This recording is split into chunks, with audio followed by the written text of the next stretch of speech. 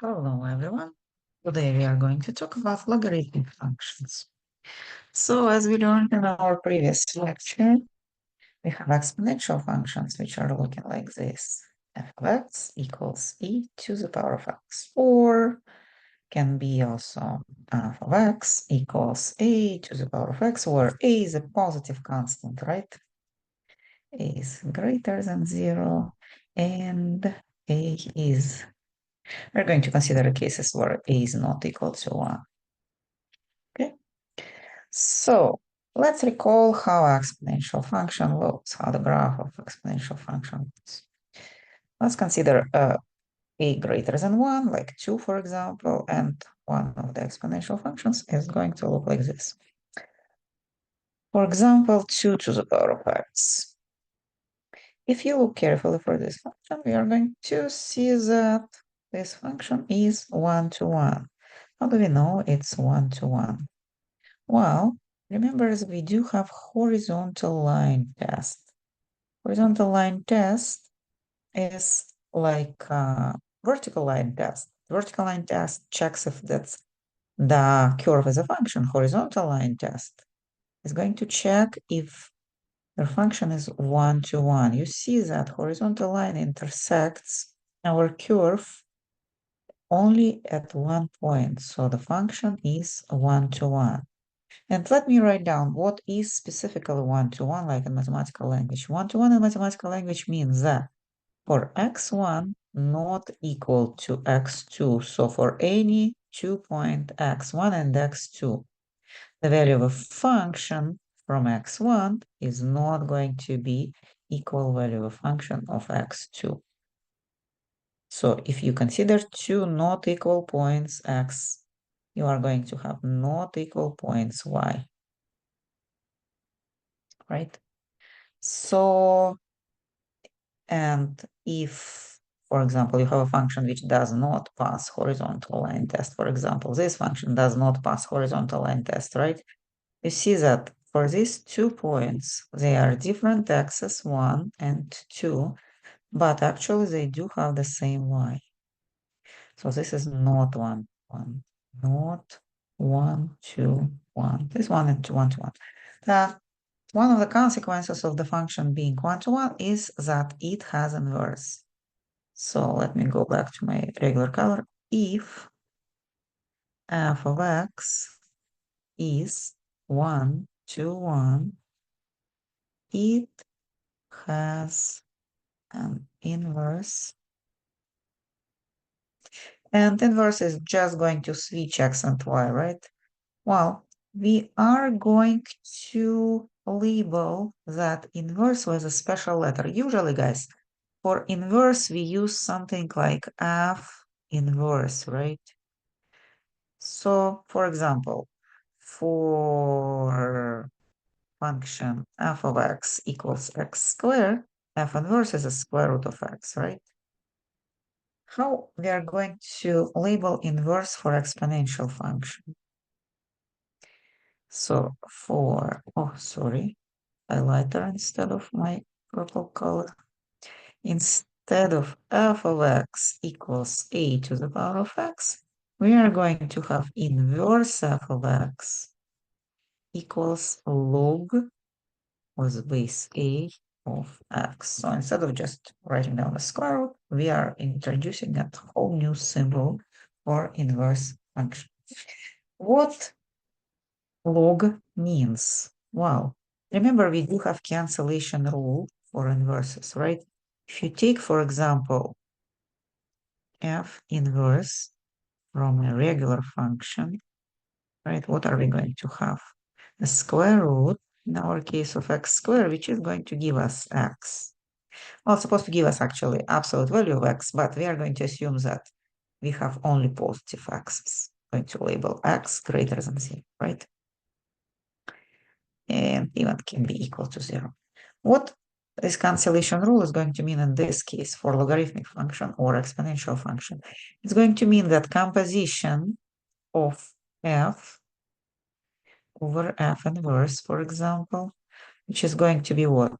A to the power of log with base a of x is going to be equal to x, and also composition, we need to have a bigger circle. F inverse over f is going to be logarithm with base a of, instead of x, we place direct function, is going to be x. Cancellation rule for logarithmic function, right? So kind of here, it's kind of obvious, cancels, right? Here also, logarithm and a cancel, and we just have it. Well, means that basically what is logarithm of some number by a certain base? Let's consider example. So what is logarithm with base 2 of 8?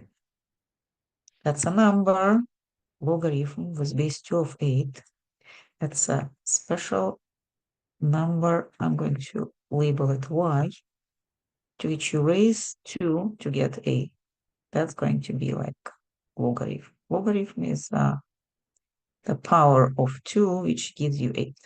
Okay, let's review a little bit rules of logarithmic functions. Again, I'm not going to prove anything. If you wish, you can read it in the book, but I'm going to just briefly review the rules.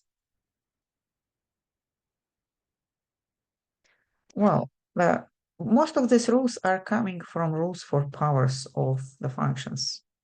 So rule number 1, logarithm with base a of product of two functions x, y is going to be equal to logarithm with base a of x plus logarithm with base a of y. And if you do have a minus, logarithm with base a x over y, ratio is going to give you a difference, minus logarithm with base a of y. Okay, so, well, not too many rules actually. Rule number 3, besides this cancellation rules, which we already learned, logarithm with base a of x to the power of r is going to be equal r multiplied by logarithm with base a of x. So you can take the power of the number in front of the logarithm. Well, you know that power and a power, it's a product of two powers. Basically, that's a representation of that rule. Okay? Let's see. I would introduce one more rule, which is called change of base formula, and that's going to be it. Change of base. Sorry.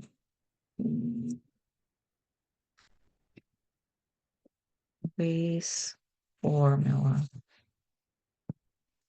Change of base formula is very simple. If you wish to go from one logarithmic base to another logarithmic base, you can use a special formula. Logarithm b of x, logarithm b of a. So it's kind of the bottom goes to the bottom, the top goes to the top, and the logarithm at new base t. For right now, I don't think that we actually kind of need this formula for future, because usually people are using this formula when they were dealing with calculations of logarithms without using calculator. They were using logarithmic tables. Logarithmic tables were not created for all possible bases. There actually were two standard bases which people were using for logarithms, like natural logarithms bases and a common logarithm base. So people were using this to calculate different logarithms using this formula.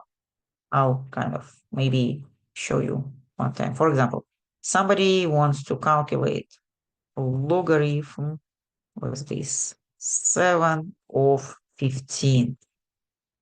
And well, the tables or big logarithmic tables have only common logarithms, which are logarithms with base 10,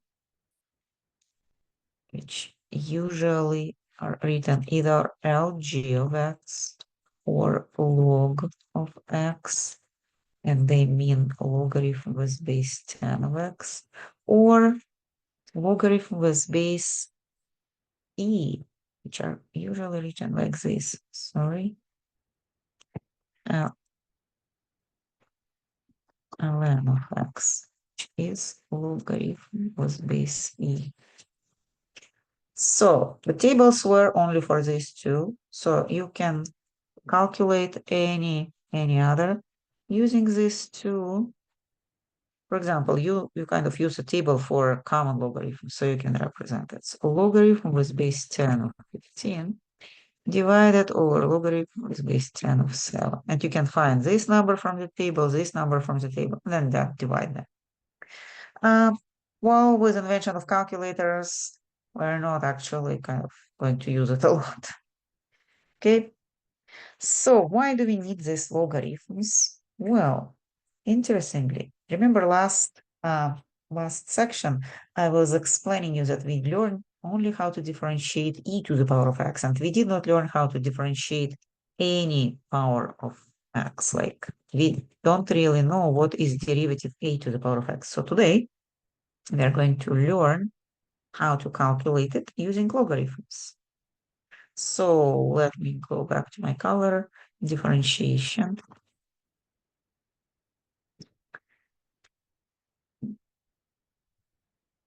Sorry.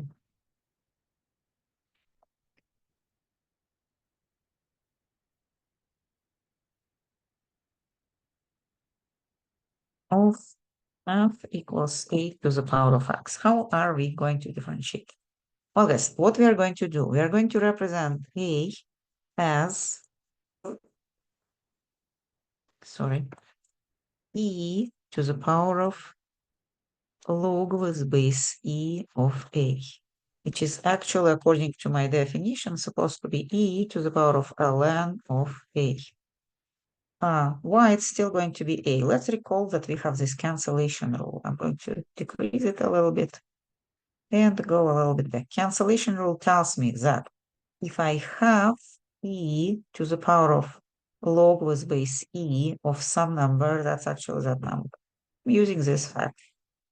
And now what I'm going to do, I'm going to plug in this a in the form of e to the power of ln of a into my function. So my function f of x, sorry, I'm going to make it a little bit bigger so more visible, is going to be, come on, somehow I task manager.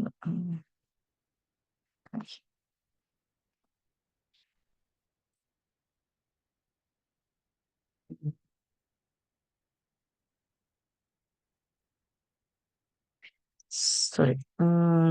So I have e to the power of ln of a, and I'll need to raise it to the power of x. I'm just trying to write down this function, e to the power of x. Instead of a, I'm using e to the power of ln of a and x. I remember that powers are multiplied when we have power into the power, so I have e ln of a multiplied by x. What's good about this? We do know how to differentiate exponential function, right? So we can differentiate it now. I'm going to find the derivative. Derivative is going to be equal. Well, we remember the derivative of exponential function. It's nothing else than exponential function itself. We just copy it. Now we have to differentiate the argument of this exponential function. If you look at this expression, it looks like a complicated expression, but actually ln of base a is just a number, like ln of 2 or ln of 10 or ln of 8, which is actually equal to 3, right? So this is like a constant multiplied by x. If I differentiate constant multiplied by x, I'm just going to get a constant as a result, ln of a, in our case. So that's going to be the derivative. Now, guys, I know that this expression, e to the power of ln of ax, is actually a to the power of x. I'm going to just return it back to a to the power of x and copy ln of a. And now we discover the formula. A to the power of x derivative is equal to a to the power of x by ln of a. A very nice formula, which we are going to use. So what is the difference with our familiar formula for exponential function? Compare to e to the power of x derivative equals e to the power of x.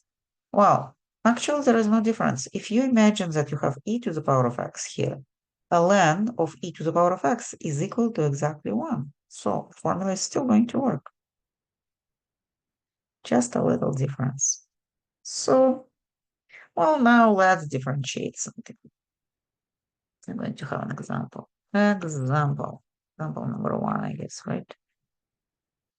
So I'm going to differentiate 5 to the power of x, which is going to be 5 to the power of x by ln of. I think I'll need more example. Example number 2, I'm going to differentiate 10 to the power of x squared.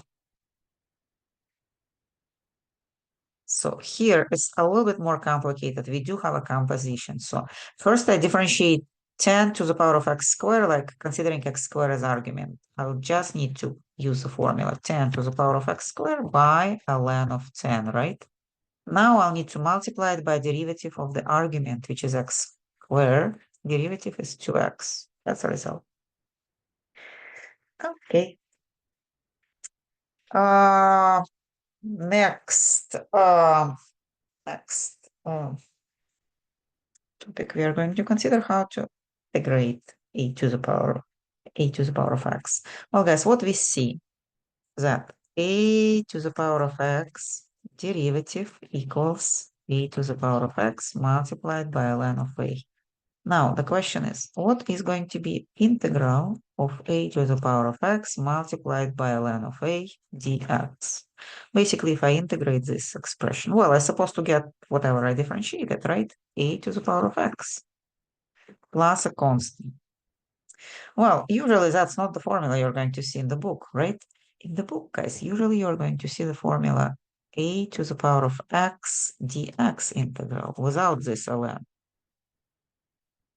So how do we get the result for this one? Well, remember that ln of a is just a number. Actually, it looks scary, but that's actually just going to be a constant number. Depending on the base, it's going to be either like big number, small number. So what we can do to calculate this integral, we can divide both sides of this expression by ln of a. What are we going to have? A to the power of x by ln of a. Here is going to disappear, and plus a constant divided by ln of a. Well, because that's a constant, we can relabel this constant divided by ln of a as a new constant. And our result is going to be a to the power of x over ln of a plus a constant. It's going to be antiderivative. Well, I don't know. I'm going to calculate antiderivative of something, okay? Example number 3. Let's calculate antiderivative of 5 to the power of x dx. It's going to be 5 to the power of x over ln. Sorry, I pressed something wrong, and it stopped showing me the ln of 5 plus a constant. Okay, that's the answer. Well, very good. So basically, guys, I think that's all for this section. What I want you to do is to consider next problems by yourself. And we are going to, of course, solve them during the class too. So I'm going to label self problems. Self problems. Too many of them, actually. Find inverse. Here, guys, you probably will need to review how we find inverse of a function. I think you can kind of go back to our first lecture and check the standard way of finding inverse.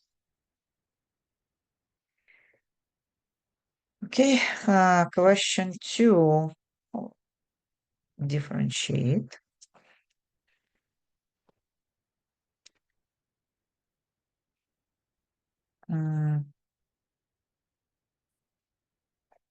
Y equals 7 to the power of cosine of x. And question 3, integrate.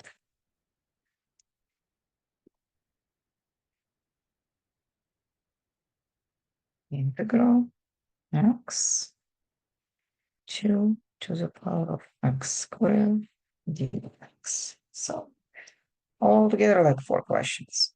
I think that's all for this section, and I'll see you, I guess, Wednesday, right?